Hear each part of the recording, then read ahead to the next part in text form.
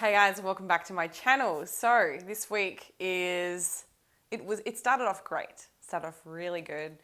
And then when I went and did some math, I was like, ooh, this week's not looking so good after all. I have a couple of more filming things that I've got to get done for work in the coming 2 weeks.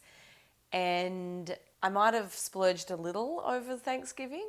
Didn't put on a crazy amount of weight. Kind of got back on track with my macros, but just this past weekend, I decided to do some calorie cycling, basically to replicate a refeed. So very high in carbohydrate, modest amount of fats, nothing crazy, just to get me kind of back to feeling a little bit better, because I did find by the last couple of days, especially leading into the photo shoot that we had back in Miami, I could definitely feel like some of those familiar symptoms of dieting creep in. So just to give you an example, like low patience, frustration, tiny bit of hunger, that wasn't the main symptom, but mostly just patience, concentration, and the things that I don't want to have interrupt my work schedule, because we have a lot on at the moment. Based on the current literature that we have, there is some good evidence to suggest that refeeds, kind of a minimum of 2 to 3 days, primarily from carbohydrates,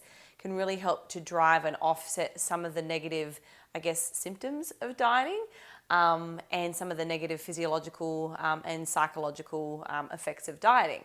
So I tried something a little bit different, and I didn't plan to do it this way, but it just turned out how things were. We had one of our business get-togethers on the weekend whilst they were all in town and present. So we went to a place called Ciro's, which is downtown in South Tampa. Super cool place, guys. If anyone is local to Tampa and hasn't checked it out, it's a speakeasy, so it's not really like a well-known place. It is hole in the wall, legit. You get to knock on the door and present them with a password for the day, and if you don't know the password, you're not coming in. So it's super cool. You kind of had to book a little while in advance, which that's so novel to me. Like, I'm like, oh, tell me what you've got. What are your secrets? So it was really cool. It was like dim lit kind of, chandeliers, very like moody ambiance, and it's like cool cocktail lounge.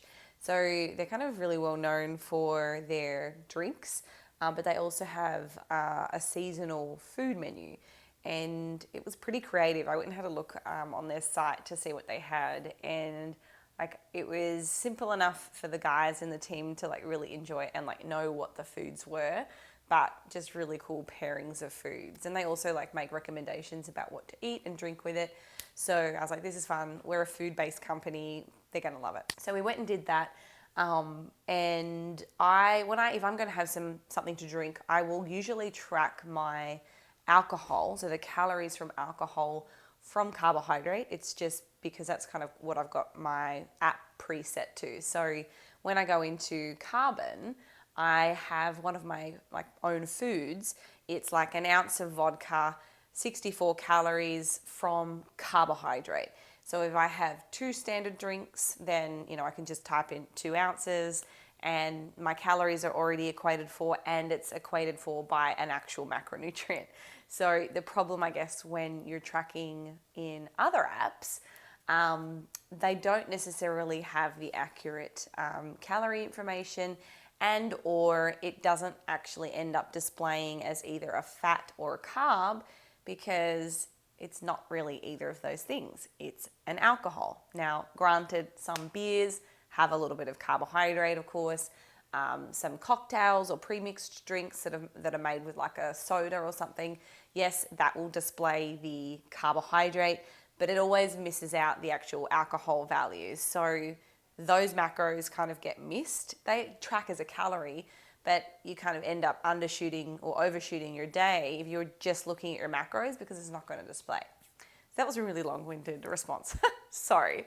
So anyway, I have all of those things kind of preset in my phone. I'm going to go in and show you today, what my calorie intake was on Saturday and Sunday, and how this week I've kind of rectified those 2 high days, or basically calorie cycled, so that over the 7-day period, I still come out and hit my maintenance calorie target, but I've given myself that bit of flexibility to, I guess, have a Christmas holiday period, because we do have several businesses. There are a lot of things that come up, and just like eating out when we're doing a photo shoot, like you have to quickly grab something at a place that's close, and not all places are going to be able to accommodate, low calories. So it's nice to have that flexibility. I guess you guys probably would like to have that option too. Had quite a bit to eat on that day. Also had quite a few wines. So I think maybe over the course of that evening, I might have had like 4 or 5 drinks. So, that's easily, like if I'm tracking that as a carbohydrate, that's like 140 grams, 150 grams of carbohydrate just from the alcohol calories. Did that over the weekend, and then this week I'll go much lower to kind of make up those calorie targets. So let's jump in and have a look at my app. So we'll go into the calorie planner, and you can see here Saturday and Sunday. So these 2 days are the high days. So Saturday was the 32 I mentioned, and then Sunday I had 2,300 calories. So really that amount of like carbohydrate in general, like I felt incredible. Like it was just like I just hit a reset button. Training yesterday, going into the gym, I had a HIIT workout planned, and I was so motivated just due to the like extra energy, I guess. Maybe it's a psychological thing, could be placebo, but I guess looking at the research that we have on this too, it absolutely can help to mitigate some of those negative effects of being in a deficit. So on account of that, you can see if I tap here on Monday, Tuesday, Wednesday, Thursday, Friday, those days have now automatically dropped down to 1397. And it's done that because if I look at my normal target, essentially what I'm doing is taking my calorie value, multiplying it by 7 days of the week. So that's what I've got to work with. But how I distribute those calories, excluding protein, can really be done however I want. And that is where we start to see that individual preference for different types of diets. And that's why we also see so many people succeeding on various types of diets, whether it is intermittent fasting, ketogenic diets, low carb diets, not necessarily keto. Whatever the case, there are so many different types that people kind of end up finding that works for them. But it might be truly due, not because of the mechanism behind it, that low carb is magic or high fat diet, low carb magic. It's because they follow the principle, the underlying principles, particularly in regards to fat loss, is that you're in a deficit. And it's like the expression, you can skin a cat, 9 ways. Is that the expression? God, I don't know. Anyway, you can have success in so many different types of dieting approach. So that's why we permit this in the app. Everyone enjoys using or following a different strategy.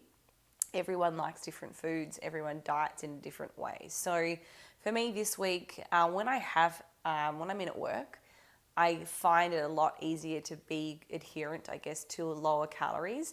There's definitely no dinners like weeknights because we're busy. Like I'm not getting home usually until like 7 or 8 o'clock at night at the earliest. So I don't have to stress about high calorically dense foods because I'm working. And I'm also really busy. I'm focused. I'm not thinking about eating. So again, these targets sound really challenging, but to me, it's not that difficult. So that's kind of what I'm doing this week. And so far, so good. So yeah, that's my nutrition game plan for the week. Why am I worrying about trying to kind of make back up the high calories, I guess, from the weekend?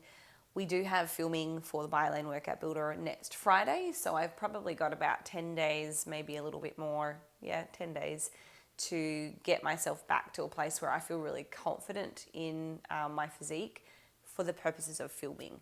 And I think I really want to emphasize, like, one of the reasons why I feel like it's important for me to be a little bit leaner for these photos is when I'm doing the descriptions of certain videos or exercises, if you cannot see the muscle moving, it's kind of hard to know what I'm talking about when I'm saying suppress your lats, or depress your shoulders, and you're trying to engage your lats, or we're trying to work the medial shoulder muscle, or like your rear delt. You can see me like activating my rear delt.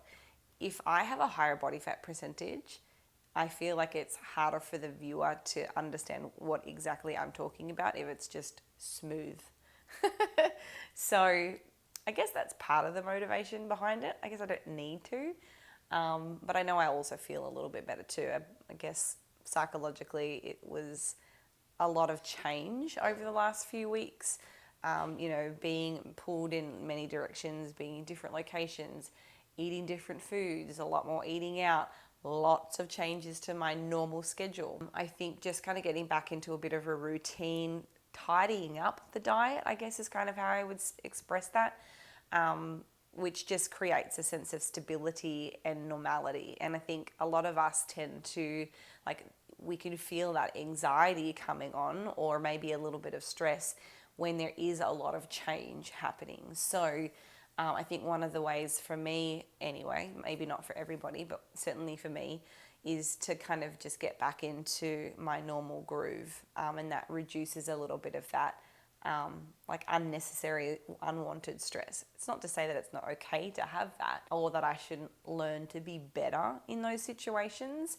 But that's something that I'm certainly trying to work on. But I guess it kind of just brings me back to a better, more grounded place. For training this week, because I have got those shoots coming up, maybe you would assume that I would do more. Nope. I've added back in my one HIIT session, which I did on Monday.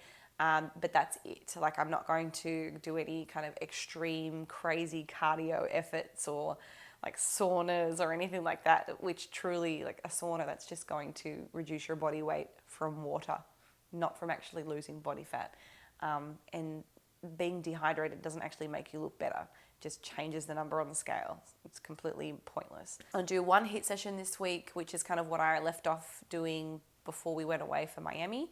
The last 3 weeks I haven't done it at all because of the holidays, photo shoot weekend, and then last week, I don't know, it's just more shoots. So I'll do that, and then my normal training schedule. I still have been going through some just little niggly injuries. I wouldn't say they're injuries, it's just tightnesses that are just, I think, overuse. And part of the issue, and I was talking about this morning with Lane, is that when I had my injury, my actual, which I believe was the torn labrum, through the early parts of COVID, in March through to September, my way of compensating, and if I could, in hindsight, it's a wonderful thing, if I could go back and look over that again and change a few things, when I had the injured hip, I would compensate and just do more of other things that didn't necessarily hurt. But unfortunately, I think that was leading to a bit of overuse. So then that would flare up and get, overused. I'm starting to create extra unnecessary stress. So it's kind of been a bit of a pendulum. I feel like I've gone back and forth between different injuries because I haven't taken my volumes down. I've just done more of the things that aren't injured. And I wish that I didn't do that. So, right now, thinking about my shoulder, Lane and I had a throwing competition a few months ago now, when we were on our break, and I know that I did something to my shoulder. So I need, rather than doing more of everything else, I just need to reduce my overall volume on my upper body, rather than try and match my normal training volumes by increasing the amount of exercises that I do on the non-injured areas, because then they are getting overused and overtrained. And I'm at the level now where, because everything was already so high, my number of sets, my rep ranges, my overall load as an advanced lifter is up there. It's really hard for me to make progress anymore. So just by slightly increasing the amount of volume I was doing on all of those other things, that's probably put me into this bracket of, you're risking yourself injury now. And that's like, now looking back, it's like, huh, of course you were. So I'm kind of glad it's the end of the year. You know, I've just been winding down my training, if anything. I don't think that I'm going to lose, you know, any crazy gains by stepping things back a little bit. But I think more what I'm trying to work on now is just maintain what I've got in a sensible way and truly listen to how I'm feeling, because I can't just keep like moving the goalposts around every time something gets injured. It's like you just need to rest and do less and be okay with that, and let yourself kind of recover, and then be okay with like smaller progress, you know, from cycle to cycle. So anyways, that's what I'm going to be doing with training. It's relatively normal, but the intensity is a little bit less. So I've been doing lighter weights, just really trying to maintain. Nutrition training, what else? That's really it. So we've got 2 weeks, I think maybe coming up to maybe 3 weeks till Christmas. And we have a lot of awesome stuff coming for 2021. But right now it's the pro fitness model that I'm really focusing on, and carbon, of course. So guys, if you have any questions about the topics that I have talked about today, particularly when it comes to the training stuff, and you're wanting to learn more, if you're wanting to learn more about Carbon Diet Coach, whether that's something that's an appropriate tool for you guys to use for your own health and fitness goals, drop me a comment. I do get on here and respond. And I guess I'll see you next week.